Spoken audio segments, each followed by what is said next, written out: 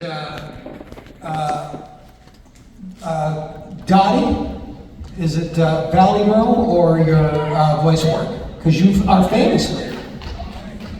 It's literally like sometimes it's a baby's gotta do what a baby's gotta do, or listen, Jojo, I'm gonna whoop your hiney, Buttercup, or your Dottie, I wanna marry you, which is so sweet, or your mom's so cool, Susie, that kind of stuff. It literally just goes from one to the other depending on the person or the demographic. It is.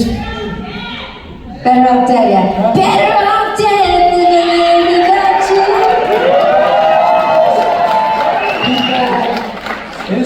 It's so funny when people grow up with you, they have such a deep connection to you that you're unaware of it. Like, no, you're in their lives every day. Do you have that as well, Diane? Do people come up to hotline? Is it just constant? People coming in the flash? It's 40 years ago, and they say, Simone, Simone.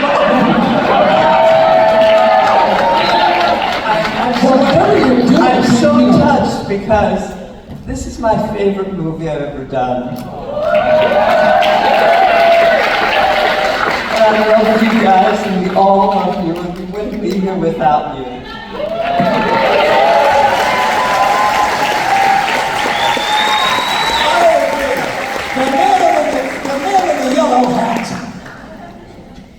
I don't have a question, but okay. I just want to say thank you guys from the bottom of my heart. You guys are rock stars, all of you.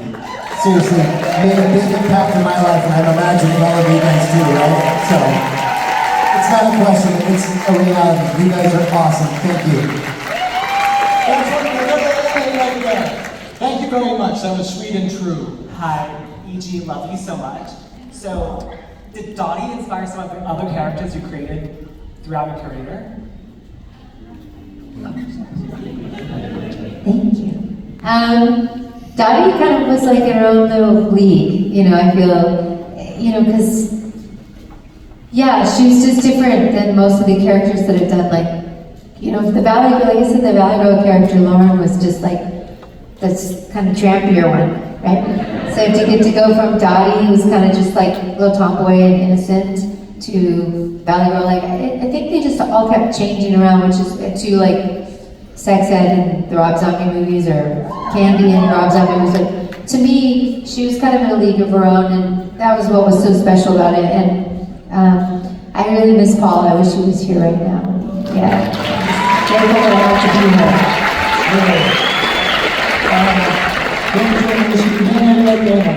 Go ahead. Let's go to her first, and then we'll get to you. Just because I didn't want to, because otherwise I just did this. Hello. I sort of kind of had two-ish questions. I grew up with you, E.G., and I also grew up with you, Diane. Thank you very much for giving me a fantastic childhood, and I wish Paul was here so I could say that to him too. But I just want to know, what was he like outside of being Pee-wee, and as well, what is the message that you guys would say that this movie gave? Because I learned so much from this movie. Rich, what is the? But when you hear people like that this movie is so it's been internalized by a couple of generations now. There was something that he brought down from on high that infused with people. Do you encounter that still? There was, I think, what I always likened it to was he gave people permission to be weird, which is so important. Especially when you live in a time when what passes for normal is so horrific. Do you encounter that? Did you see that with Paul? Very much. I mean, both with this and this, Mike would agree, I think. and also with Pee Wee's Playhouse.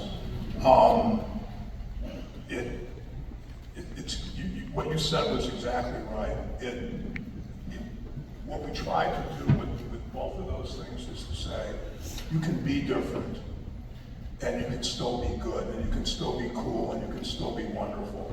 The TV show was, when Mike wrote on the TV show, Mike Warhol wrote on the TV show as well as the movie, there was a feeling, because I think, and when you see the documentary, and I saw things in the documentary that I didn't know about, you see somebody who wanted to be different and brought his difference to the rest of the world and allowed other people to be different and weird and all this other stuff and not get bullied around. And this was, 40 years ago.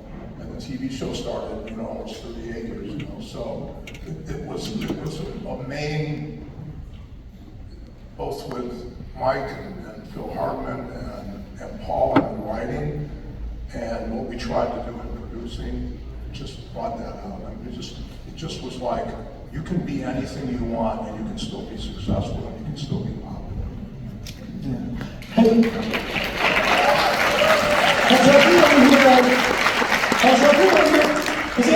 Has anyone here not seen the documentary? Over here. Before I go to that, I'll tell one very brief story. I was in the movie Mystery Men with Paul.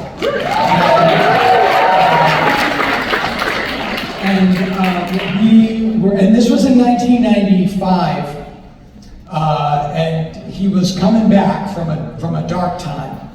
And we were shooting in Orange, California in a cul-de-sac, and he said to me that he had bags of fan letters in his house, in his basement, and he didn't want to open them because he knew that they weren't all fan letters, that there would be letters in there that were from people that had anger issues.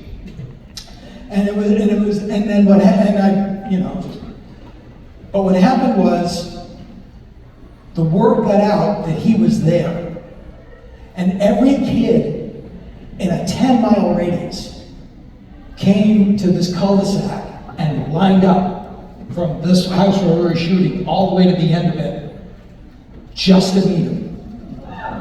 And he went out, and I was very blessed to be able to see it. And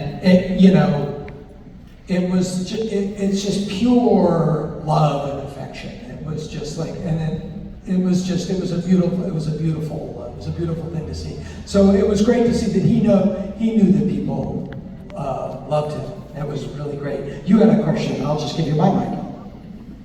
I had such a similar question to the woman before me, but I mean, as being a filmmaker myself and working with people, I always think of on-set moments between actors or any other crew members.